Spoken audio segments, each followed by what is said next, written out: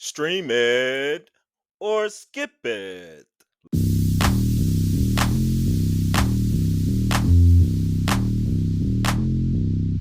What's up, good people? Welcome back to the Parker's Couch. My name is Cameron Parker. Make sure that you hit that like, that subscribe button, and that notification bell.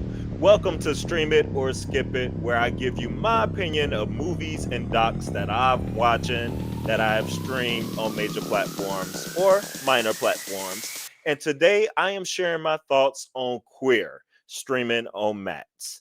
Now, Queer is mainly centered around two characters, starring Daniel Craig as William Lee and Drew Starkey as Eugene Allerton. It is directed and produced by Luca Guadagnino, who has also done two films that I truly adore: "Call Me by My Name," "Call Me by Your Name," and "Challengers." Now, the film is based in the 1950s.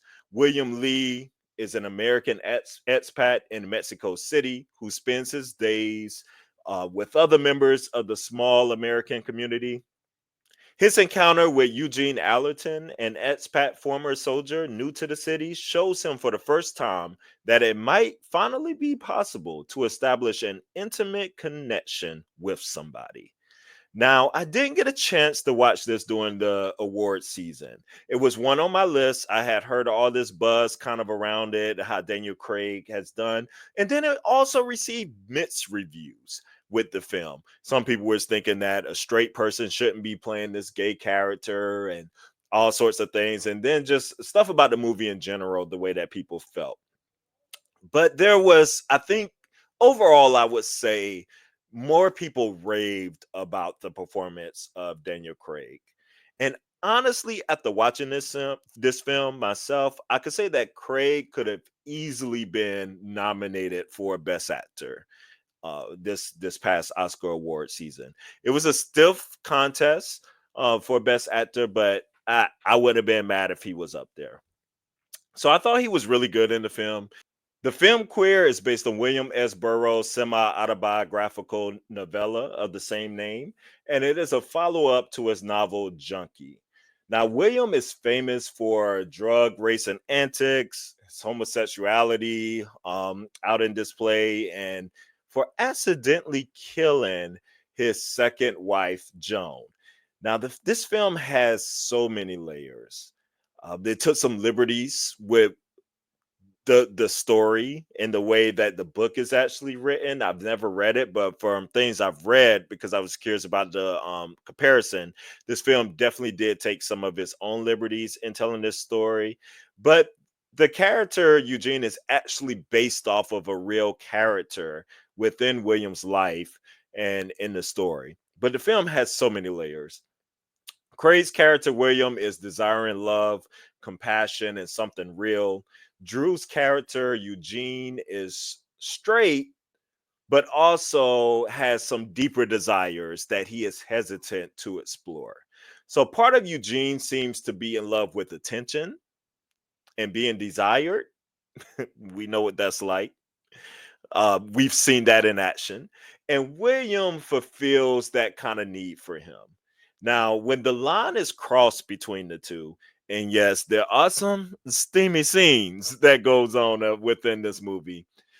When that line is crossed, Eugene begins to pull away before true intimacy can really take place, and it sends William spiraling. Now, this film takes place in three chapters. Chapter one is in Mexico City. Chapter two, Traveling Together, is in South America. And chapter three is the epilogue, which has an interesting ending that is supposed to be a nod to the way that William accidentally killed his second wife in reality. I would say the feel of the film switches between the chapters. So look at chapter one as sort of this film noir aesthetic, with the pacing, the look, the grittiness, everything you feel. And if you watching this film, I just felt hot. They did that way all throughout in Mexico and South America. It just seemed hot. I was like, cut on the AC. Good lord. But the aesthetic truly changes in chapter two. It highlights a little more hope in there. Then now there's some trials and tribulations that goes on in there, but it gives a little more hopeful kind of feel to me of a possibility of how this story could end.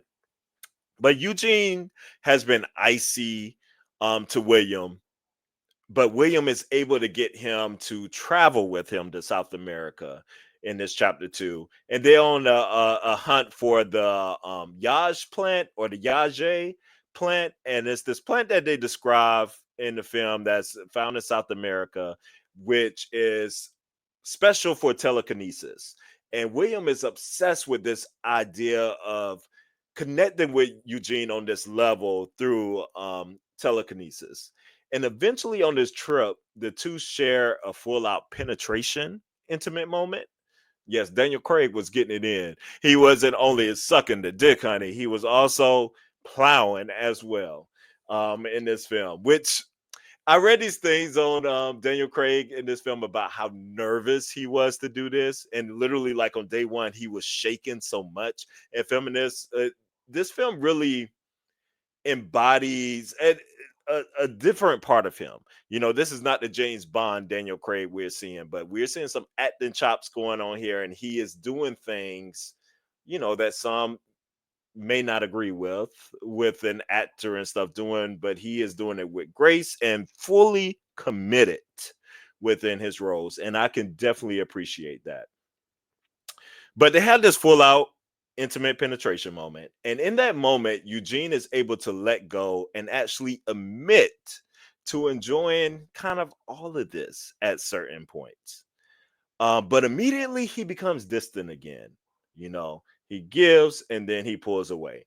And without giving away too much of the movie, they journey into deep into the jungles, and they end up getting this plant that they're looking for, and they share this incredibly deep moment. But earlier in the film, William expresses he's having this kind of dream sequence, and he expresses that he feels disembodied. And in this perspective, we can look at disembodied as an expression of homosexual desires, as an alienated and alienating force, and a desire in search of a body. He says this quote where I want myself the same way I want others. And that's really deep to really sit there and contemplate. I want myself the same way I want others. Because he has this obsession and this deep connection for intimacy, but we have to connect with ourselves in that moment too.